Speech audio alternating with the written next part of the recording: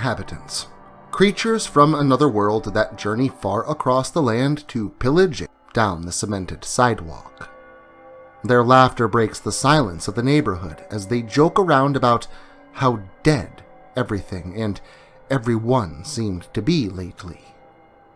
The couple had noticed the strange behavior of friends and family.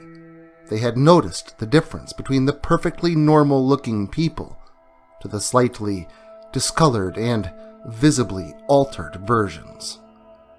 The woman had made a smart remark about the townsfolk having been switched out during the night, with a version of something that looked like them.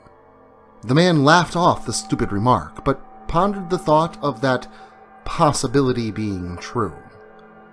It hadn't been coincidence that his brother-in-law had been found murdered not more than a week ago.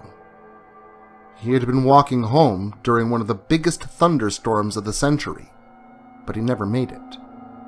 The police had found his body laying on the sidewalk a few blocks away from the bar that he had been at. His stomach had been ripped open. Blood lay inside of his body, yet it lacked organs. There wasn't anything left. No veins, muscles, nor tissue had been left behind. And that wasn't the only body discovered in that manner. The man seemed to question whether what was happening around town was a coincidence. Was the recent string of murders and the odd behavior of the townsfolk due to the fear rippling throughout the town, or was something else going on entirely? Were the people in this town being swapped out with different versions of themselves? The man tightly grips the woman's hand in his when they walk past another couple, and something immediately struck him as strange. He recognized the couple.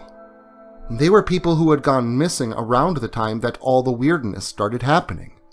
The woman, named Cecilia, had just lost the remaining member of her family around the time of the first meteor shower.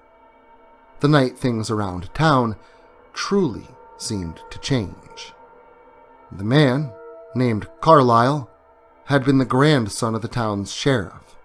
He too had been presumed dead, but here he was, perfectly alive and, well, blue.